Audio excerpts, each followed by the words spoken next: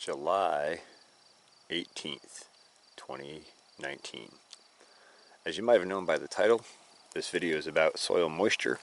I apologize for the fact that this video is night, but I've been burning daylight like crazy, and I've been meaning to get out here and do some videos, and I just haven't had the time in the daylight, so we're going to do some stuff at night. I apologize for that, but I am wearing my headlight, and I'll give you, as best I can, video close-ups of what we're looking at. So, let me start with Crickmore. Just did an excellent video about watering. He goes everywhere from greenhouse to out in the field, and he talks about making sure that you're observing. He just put that out a couple days ago. I'll put a link to that in the description. Earlier in the season I was listening to NOFAMASS. I'll put a link to this video as well.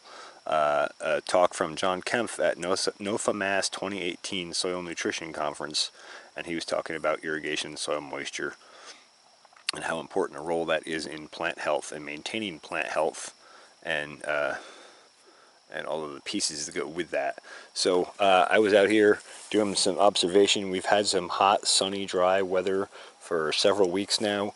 We've had a few rains in between, but the soil here on this farm, we're on a pretty good slope, and it's a pretty heavy clay soil underneath. Where I haven't been building it, it's pretty firm, so a lot of the water runs off pretty quick, and it dries out pretty quickly. So that is part of why I do a lot of the mulches. There are many other reasons, as I discuss in many other videos. But with that, I want to point out what happens with mulches that you have to be aware of in regards to watering. And so I'm going to say we just had about an inch of rain between yesterday and overnight last night. We had a few sprinkles this afternoon.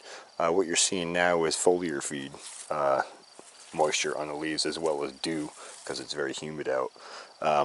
But that said, with an inch of rain, when I dig in here, that soil is moist and pretty good.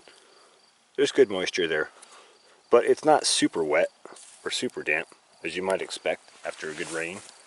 I mean, we're less than 12 hours after the rain.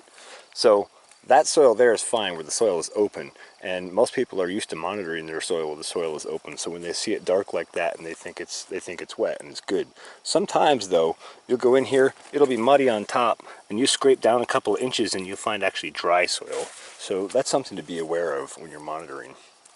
Another thing I really want to point out here is on the Roma tomatoes. These are mulched. Well, they were mulched relatively heavily. Of course, that mulch is cooking down now. And you'll notice I have the drip irrigation going, if you listen.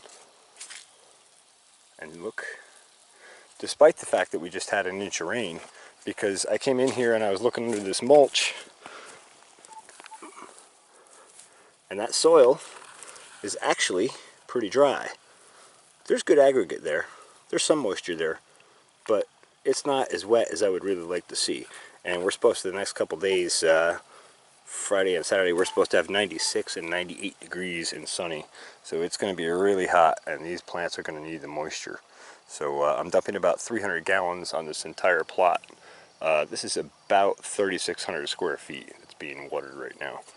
Maybe a little less because I don't have the upper part strung with drip on this grid. Anyway, I wanted to talk about that on soil moisture and kind of make people aware. If you put mulches down, you know, the mulches keep moisture in well, but they can also prevent rain from soaking in as deep as you might think it might. Whereas on bare soil here, you know, we've got mud. I actually came through here with a tiller the other day. It was a little too wet to till, so I left it until it dries out a bit. Anyway, just a few tips about soil moisture. You really need to be observing out in the field and checking and seeing how moist is it really, because a lot of times that will be a limiting factor in nutrient absorption. I know it's a huge limiting factor in nutrient absorption for things like potassium. So while we're on that topic, let's talk about that. These plants are starting to show potassium deficiency. That's what that looks like, and the reason for that, in part, is they're starting to fill many flowers and fruit. There are some fruit on the bottoms of these plants. Yeah. Okay, so the potassium nutrient demand has gone up tremendously. But another thing I realized in looking under that mulch over there, and knowing this mulch is super thick here, is it's probably dry under here too. And there is some moisture here, and we have good worm activity, which is excellent. But if we go dig back here where my drench, I came through with a drench here before, where that didn't get down in, again, we have some moisture here. Good aggregate, but it's not super wet.